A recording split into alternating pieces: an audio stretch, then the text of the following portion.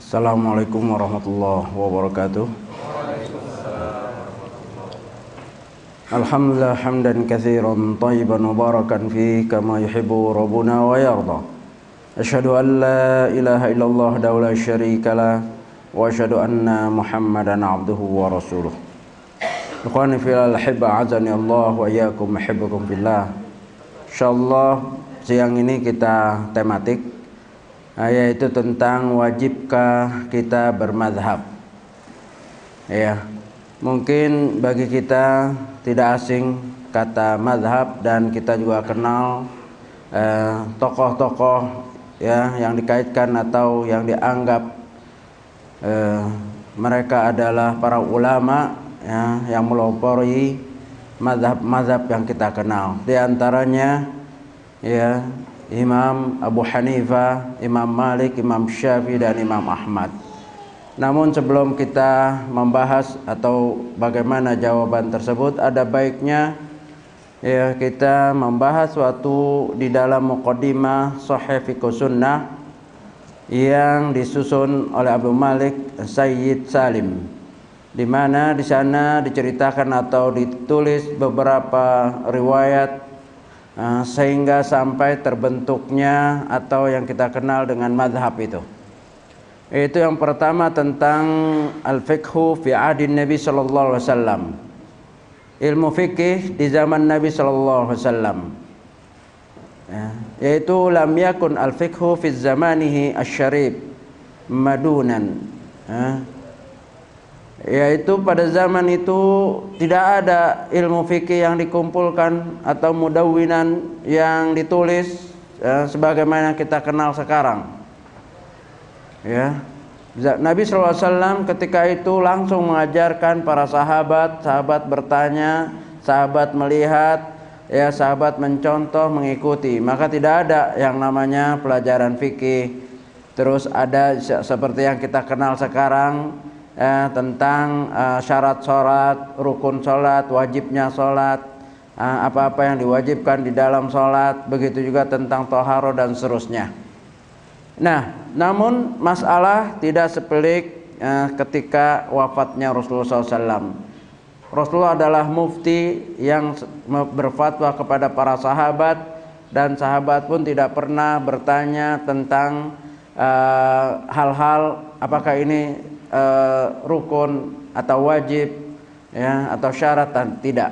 Itu langsung mereka mengamalkan, mencontohkan apa yang Nabi buat. Kemudian setelah wafatnya Nabi, bagaimana tentang perkembangan ilmu di ahdi sahabah radhiyallahu anhum? Yang perlu diketahui, tsumma innahum tafarraqu fil bilad wa sara kullu wahidin muqtada nahiyati minan nawahi faqatsaratil waqa'i'. Ya. Nah, setelah Nabi wafat dan sahabat pun tidak kumpul di satu tempat. Ingat, di Madinah yang dikubur sahabat itu hanya sekitar 10.000. Padahal sahabat itu lebih daripada 120.000.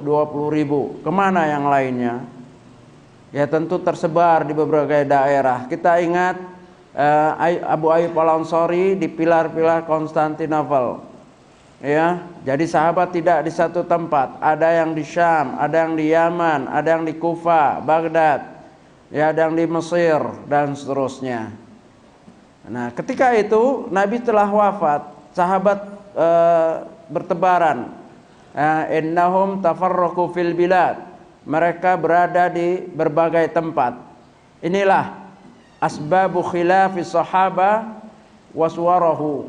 Inilah gambaran daripada sebab-sebab perbedaan para sahabat ya yang kita bisa lihat dari keadaan yang berbeda-beda. Karena tempat yang berbeda-beda, maka ilmu yang tadinya utuh pada diri Rasulullah SAW, ketika Rasulullah SAW menafsirkan, ya, menerangkan, berfatwa, ya, mencontohkan, itu tidak ada masalah. Apabila ada perbedaan di antara sahabat, maka Nabi memutuskan, ya, kadang-kadang dua masalah itu dibenarkan dua-duanya oleh Nabi. Ya, kadang-kadang Nabi menetapkan atau takrir dan seterusnya.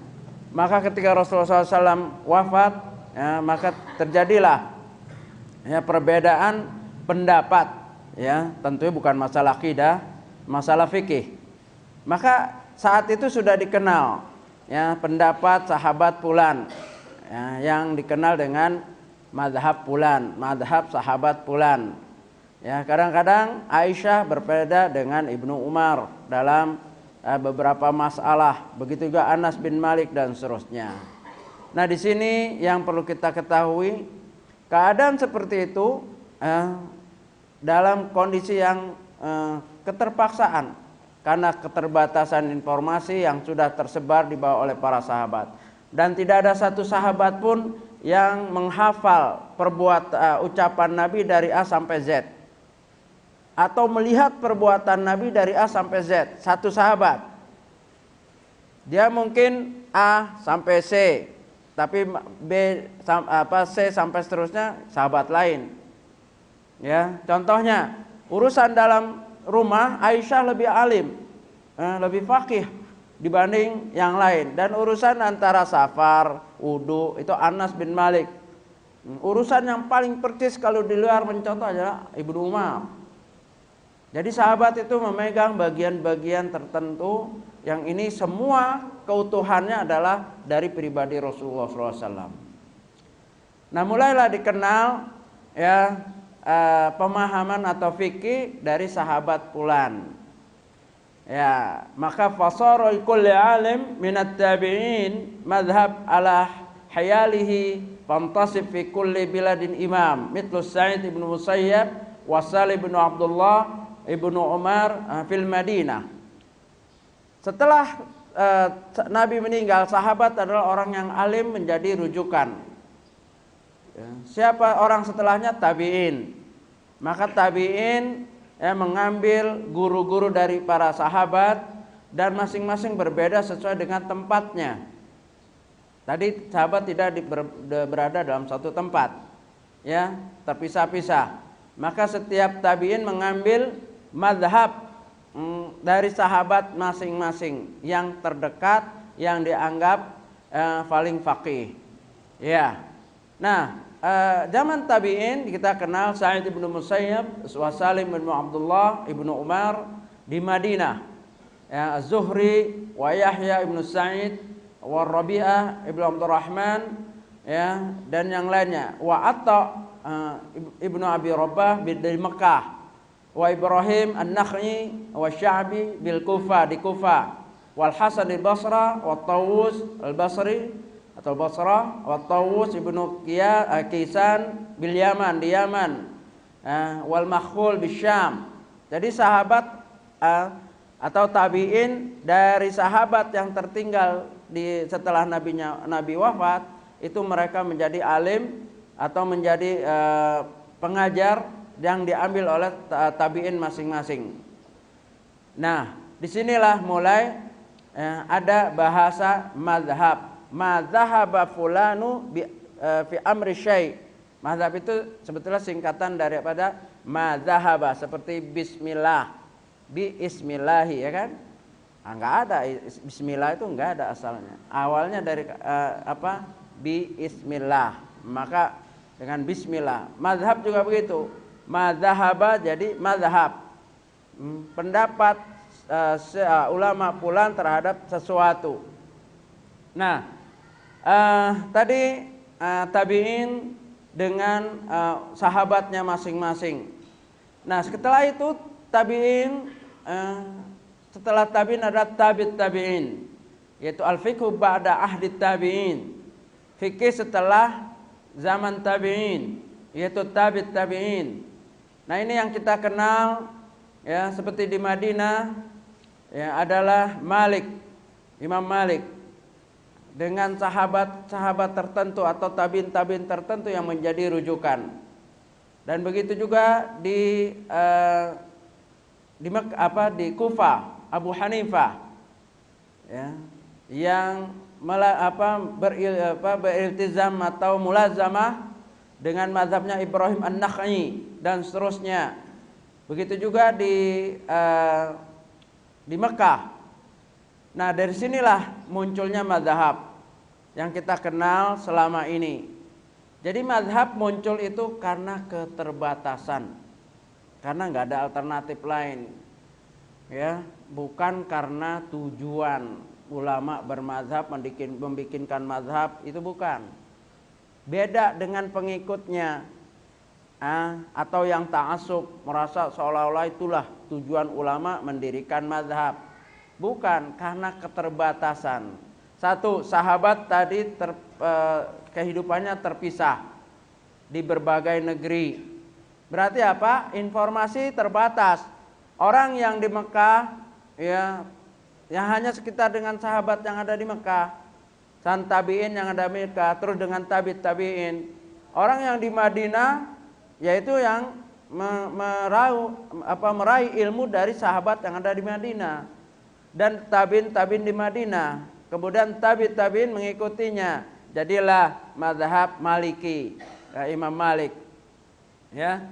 Nah, kita kenal nama Imam Abu Hanifah, yang nama lengkapnya ada An-Nu'man bin Thabit bin Barzabah Al-Farisi, ya, biasa dipanggil dengan Abu Hanifah. Gelarnya adalah Imam Al-Azam atau Imam Besar, yang dilahirkan tahun 80 Hijriah di Kufah. Nah, sahabat di sana bukan terlalu banyak, makanya hadis sahih di kepalanya Imam Abu Hanifah ini sedikit. Dalam riwayat ada yang menyatakan 16, yang lainnya dhaif, palsu, ya, belum sempat diteliti. Dan bukan seperti zaman sekarang, ya, yang mudah menanya, ada telepon, ada SMS, ada ini, video call, video conference, ya, bisa semua, bisa pendapat bisa disatukan dalam satu waktu. Zaman dulu untuk mengejar satu hadis, apakah ini benar hadis Rasulullah SAW, perawi-perawinya bertebaran. Kalau mau menyelidik bisa 1 bulan, bisa 1 tahun, satu hadis. Kalau itu perjalanannya lancar. Makanya Imam Bukhari katakan berapa ontak yang mati sudah, yang dipakai oleh Imam Bukhari. 2 kilogram emas habis untuk mengumpulkan hadis yang tidak lebih dalam Sahih Bukhari itu, ya, hanya beberapa ribu, tidak semua yang ditulis. Nah, begitulah proses pengumpulan data yang begitu susah pada saat itu. Imam mazhab yang lainnya itu Imam Malik, yaitu Malik bin Anas bin Malik bin Amir Al-Asbahi Al-Himsyari, biasa dipanggil Abu Abdullah, gelarnya Imam Darul Hijrah, yaitu di Madinah. Ini lebih banyak menguasai hadis dibanding Imam Abu Hanifah. Bahkan dalam riwayat dalam kitab I'tiqad A'immatil Arba'ah, Imam Abu Hanifah pernah mengunjungi Imam Malik, tapi sebentar. Walaupun Imam Abu Hanifah lebih tua, tapi pernah mengunjungi Imam Malik, ya, dan mengambil hanya beberapa hadis, ya, begitu. Nah, Imam Malik lahir tahun 93 Hijriah, Imam Abu Hanifah 80 Hijriah, masih ketemu.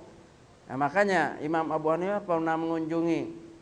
Nah, masalah Imam Abu Hanifah ini tabi'in atau tabi'in, ulama berbeda pendapat.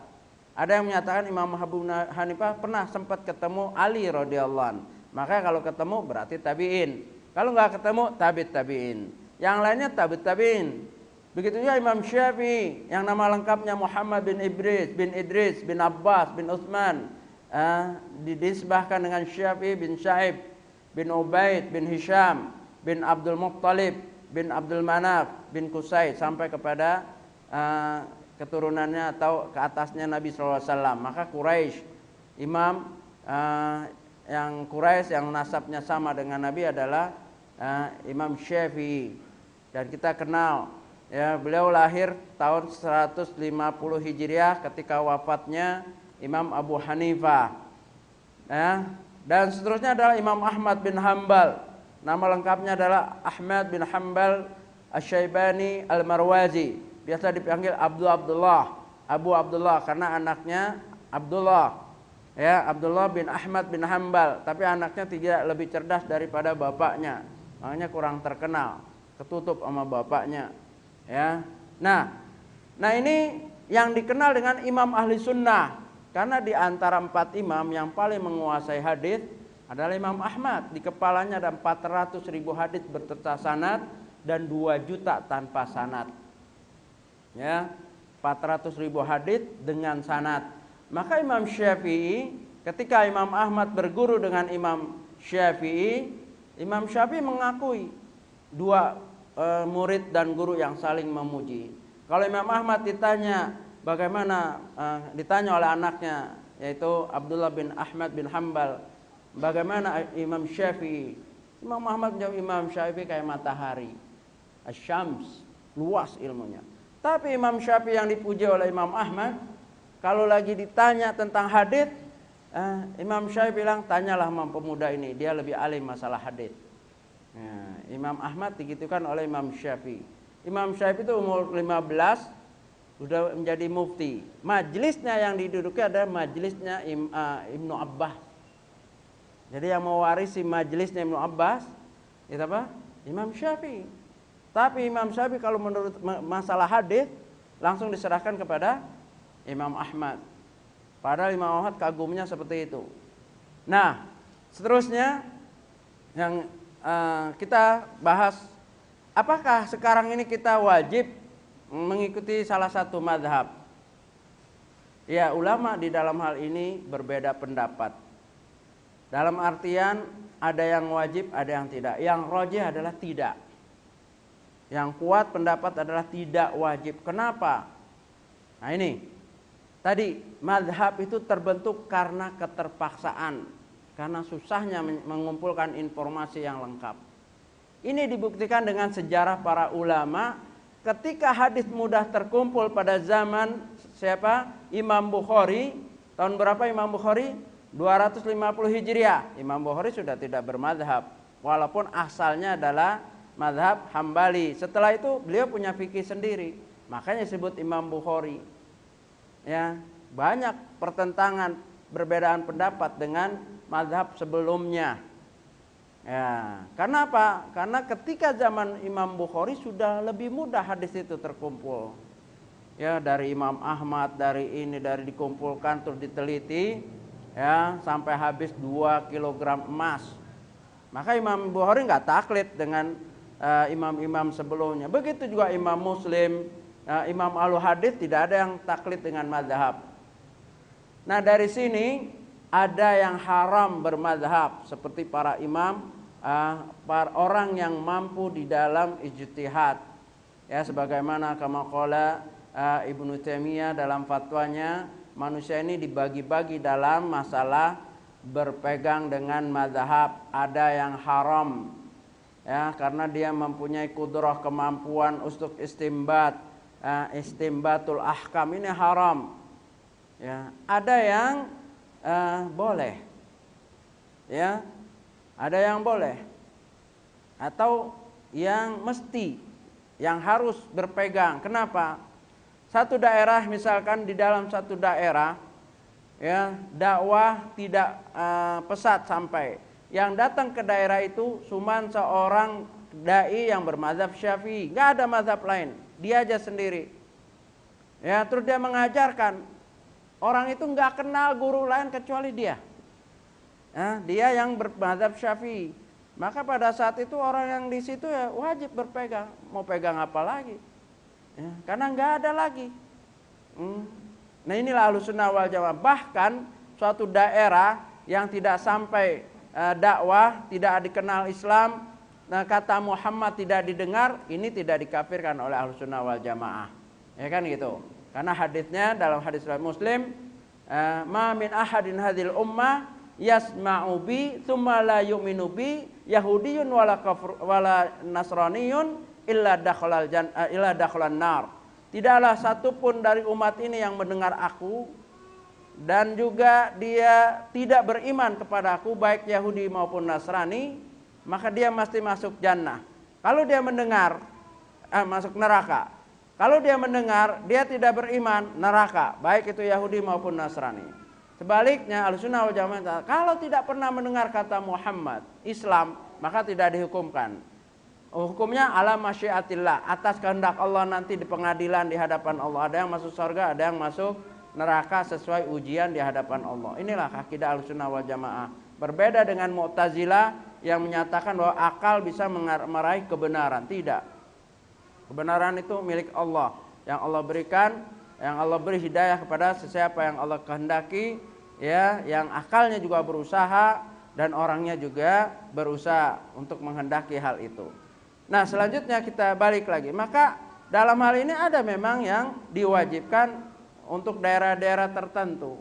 Adapun ya ketika informasi itu mudah, ya seperti kita sekarang ini mudah, ya bisa mengakses tentang kitab-kitab yang sudah merujuk dari 4 mazhab. Dahulu ada yang namanya kitab Al-Fiqh ala Madhil Arba'ah yang ditulis oleh Abu Bakar Al-Jazairi. Ini adalah pengantar, ya. Dan ketika orang membaca ini, orang awam bingung mau pegang yang mana, orang 4-4-nya dibahas, ya. Terus ada kitab Fikih Sunnah, pernah baca ya Fikih Sunnah. Fikih Sunnah hanya untuk orang alim, kata Syekh Muhammad SAW. Kalau orang awam juga akan bingung. Satu, dia kumpulkan semua data, tapi ditarjih, dirojih, tapi Said Sabiq bukan ahli hadits. Ini yang pernah dinyatakan oleh Profesor Yasin, Dr. Yasin ketika di Lipia LPBA dulu, ketika pelajaran fikih. Maka kata Syekh Muhammad SAW, dia hanya bermanfaat untuk orang-orang alim yang mengetahui, yang dapat mentarjih. Kalau orang awam taklid nanti dengan Said Sabiq, ya. Padahal dia bukan ulul fikih dan bukan ulul hadis. Nah, alhamdulillah ada Sahih Fikih Sunnah yang telah ditahqiq atau ditalik oleh Syekh Nasruddin Albani, ya, Syekh bin Baz, Syekh Utsaimin, Syekh Muhammad Shalih ini yang terbaik. Sahih Fikih Sunnah, ya, Abdul Malik Said Salim. Dan juga tapi nggak lengkap. Syekh Nasruddin Albani juga membuat atau menyusun Tamamul Minnah, ya, dari kritisan terhadap Sahih Fikih Sunnah, tetapi belum selesai, hanya beberapa jilid. Yang jelas, zaman sekarang tidak wajib seorang yang seperti kita ini nggak wajib bermadzhab. Bukan karena kealiman kita, mudahnya kita membaca buku-buku para ulama yang telah mengumpulkan dan mentarjih. Bulughul Maram dengan syarahnya Subulus Salam, terus Umdatul Ahkam, ya. Terus kalau masalah hadis kan Fathul Bari, ini masalah fikih. Maka tidak perlu lagi tinggal beli, dan alhamdulillah dimudahkan lagi dengan sudah diterjemahkan. Maka nggak ada alasan untuk berpegang dengan satu mazhab. Maka tidak wajib. Kalau wajib, mazhab mana yang kita pilih? Satu keluarga bisa 4 mazhab itu, ya. Jadi siapa yang menentukan? Kenapa? Karena sekarang sudah sampai semua informasi tentang mazhab. Di satu rumah bisa mengakses informasi semua mazhab Syafi'i, bisa dengan kitab-kitabnya. Mazhab Hanafi, mazhab Maliki, mazhab Hambali, semua bisa didapat. Kalau dulu orang bermazhab Syafi'i karena di situ nggak ada memang pendapatnya Hanafi, nggak masuk, nggak dikenal. Makanya mereka ta'assub. Ta'assub itu apa? Fanatik. Kalau sekarang kalau dibolehkan bermazhab, maka satu rumah bisa 4 mazhab. Wah, bapaknya senang yang Hanafi, ya, anaknya Syafi'i, anaknya istrinya Maliki. Ya, itu nanti kalau sholat kacau. Kalau imamnya ini mazhab Imam Ahmad, anak yang kedua mazhabnya Imam Ahmad, sentuhan suami istri nggak batal kan? Dia mimpin sholat, yang bapaknya nggak mau makmum. Kalau bagi bapaknya kan batal, Syafi'i kan. Suami istri sentuhan batal. Toto mimpin sholat, duduk dulu itu bapak. Ini pernah terjadi di Mekah. Sebelum dakwah Muhammad bin Abdul Wahab, Mekah itu pernah main tunggu-tungguan sholatnya. Lihat dulu imamnya dari mazhab mana nih. Kalau dari Ahmad bin Hambal, mazhab Hambali, orang mazhab Syafi'i pada duduk. Ya, imamnya nggak punya wudhu, mungkin habis sentuh istrinya. kan batal. Nah disitulah sekarang ini tidak wajib bermazhab. Pada zaman Imam Bukhari aja sudah tidak berpegang dengan mazhab, apalagi sekarang yang serba mudah. Ya, seorang di rumahnya bisa lengkap dengan mengakses terus sebagaimana kama qala Syekh Abdul Malik Al-Maki belum lama datang, ya, yang sekarang ini manusia ini bisa mengakses mudah. Mana pendapat yang rajih tentang ini? Kitab-kitabnya ada tadi, Sahih Fikih Sunnah yang saya sudah sebutkan, sudah diterjemahkan lagi. Nggak ada alasan nggak paham bahasa Arab. Ya, yang terjemahkan itu paham bahasa Arab.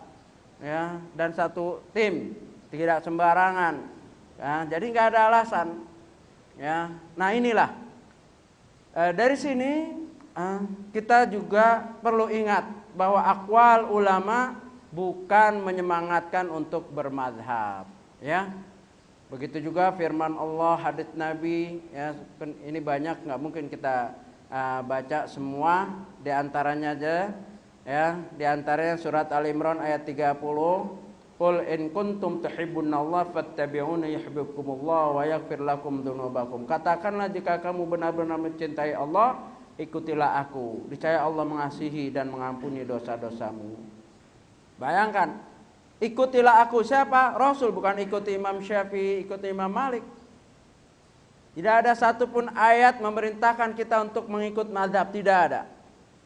Yang ada semua adalah atiullah wa atir rasul. Wa ulil amri minkum, itu ulil amri bisa ulama. Ya, bukan mazhabnya. Ya, aslinya adalah kita diperintahkan untuk mengikuti Nabi SAW. Di dalam surat Al-Ahzab ayat 36. Wa ma kana lil mu'minin wala mu'minatin idza qadallahu wa rasuluhu amran ay yakuna lahumul khiyaratu min amrihim. Dan tidak patut bagi laki-laki mukmin ataupun wanita yang mukminah apabila Allah dan Rasulnya telah menetapkan suatu ketetapan, akan ada bagi mereka pilihan lain. Kalau sudah sampai padanya Al-Quran jelas, sunnah jelas, nggak perlu lagi berpegang dengan mazhab. Masih berpegang dengan Imam Syafi'i, masih berpegang dengan kaulnya Imam Malik. Bahkan kita pernah baca kan, kata Ibnu Abbas, aku khawatir ada hujan batu dari langit. Aku menyatakan hadis, engkau membandingkan dengan ucapan Abu Bakar radhiyallahu anhu. Ya, apalagi dengan Imam Syafi'i. Ya, nah inilah ucapan-ucapan para imam yang perlu juga kita mengetahuinya agar lebih jelas lagi. Di antaranya Imam Abu Hanifah dan muridnya Abu Yusuf, bisa murid bisa teman, ya, mengatakan la yahillu li ahadin ay yaqula bi qaulina hatta ya'lama min aina qulnahu. Tidak boleh bagi seorang pun mengambil perkataan kami sampai ia mengetahui dari mana kami mengambil perkataan tersebut. Artinya sampai dia tahu dalilnya yang jelas. Artinya kalau kita baca pendapat Imam Hanafi setelah diselidik ini dari ro'inya, karena Imam Hanafi terkenal dengan ashabur ro'i, terkenal dengan ashabur ro'i, yaitu orang yang banyak menggunakan pendapat. Kenapa? Karena hafal Quran. Kedua, kurang hadisnya, sehingga ketika tidak ada hadis ijtihad, terpaksa hadis nggak bisa nanya kemana-mana, dia udah paling alim, mau nanya kepada siapa? Ya, pada kehidupan tiap hari ada pertanyaan, ada ini, maka terkenal ashabur ro'i. Bukan salah, ketika ro'inya berpendapat salah dapat pahala 1, kalau benar dapat pahala 2, karena tidak ada hadis yang sampai, tidak semua hadis, sedikit. Maka disebut ashabur ro'i. Itu menyatakan nggak boleh. Kalau nggak ada dalilnya buang. Ya, begitu juga Imam Malik. Innama ana basyarun ukhti wa usib. Fanduru fi qauli fa kullu ma wafaqal kitab wa sunnah fakhudhu bih wa ma lam yuwafiqul kitab wa sunnah fatrukuhu. Imam Malik yang terkenal di Madinah dan dengan kitab Muwatta'nya yang hampir 2000 hadis dan kebanyakan sahih, hanya beberapa aja yang lemah. Ini menyatakan sesungguhnya aku hanyalah manusia yang bisa keliru dan benar. Lihatlah setiap perkataanku. Jika ia cocok dengan Al-Quran dan hadis Nabi, ambillah. Sedangkan jika ia tidak cocok dengan Al-Quran dan hadis Nabi, tinggalkanlah. Nah, sayang pengikutnya ta'assub, fanatik. Pokoknya kalau udah Imam Malik bilang begini. Padahal udah sampai hadis Bukhari tentang hal itu yang menselisih, tetap dipakai. Ini namanya fanatik. Maka taklid atau fanatik buta haram. Mazhab tidak wajib, fanatik buta haram. Ya, tidak boleh seorang fanatik buta. Fanatik buta hanya kepada Al-Qur'an dan Sunnah. Ya, artinya kalau sudah Al-Qur'an dan Sunnah nggak usah diutak-atik lagi. Itu butanya kita begitu. Ya, percuma. Apalagi hadis, ya tentunya dengan hadis-hadis sahih ya. Nah, begitu juga Imam Syafi'i. Nah, ini buat orang Indonesia yang ngaku Imam Syafi'i, bermadzhab Syafi'i. Imam Syafi'i sebelum wafat berpesan, "Idza sahal hadits fa huwa madhhabi." Kalau ada hadis sahih datang, itulah madhabku, pegang, bukan pendapatku. Ya, sayangnya di antara kita masih bersikukuh dengan mazhab Syafi'i atau pendapat Imam Syafi'i. Padahal berapa hadis yang sampai di kepalanya Imam Syafi'i? Tidak lebih daripada 1.500. Coba lihat, itu pun masih yang sahih, yang dhaif, ya, masih harus diteliti. Musnad Imam Syafi'i nggak lebih dari segitu. Ya, wajar. Kenapa? Beliau di mana? Di Mekah. Habis itu ke Madinah. Ya. Nah, sahabat tidak semua di Mekah, di Madinah. Ada yang di Yaman, ada yang di Kufah, ada yang di Syam, ada yang di Mesir, kan begitu. Jadi wajar sedikit. Ya. Nah, begitu juga Imam Ahmad bin Hanbal. Ya, man radda hadits Rasulullah SAW fahuwa ala syafa halaqatin. Barang siapa yang menolak hadis Nabi SAW, maka dia telah berada di dalam jurang kebinasaan. Ya, ini harus kita perhatikan ucapan-ucapan para imam. Tidak ada satupun ucapan imam yang bersemangat untuk mengajak orang berpegang dengan mazhabnya. Tidak. Mazhab itu karena keterpaksaan, susahnya mencari informasi. Setelah mudah, tidak boleh seorang Terus bagaimana? Telah selesai jawabannya, solusinya sudah ada ulama-ulama yang mengumpulkan dari pendapat-pendapat ini. Yang tadi seperti saya sebutkan, salah satu kitabnya Sahih Fiqh Sunnah, Bulughul Maram, Umdatul Ahkam, dan seterusnya. Itu yang mengumpulkan ya dari beberapa mazhab, terus dicari yang rajih, yang paling kuat. Ya, wallahu alam. Mudah-mudahan dapat dipahami. Kalau ada pertanyaan silahkan, mungkin satu dua ya.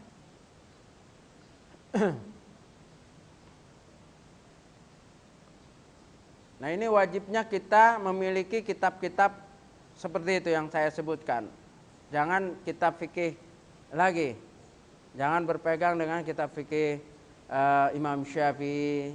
Masih bingung nanti. Udah langsung ke arah gitu. Nah, tadi Sahih Fiqh Sunnah, Umdatul Ahkam, Bulughul Maram, atau Subulus Salam, ya, syarah dari Bulughul Maram, dan seterusnya. Pegang kepada itu, ya.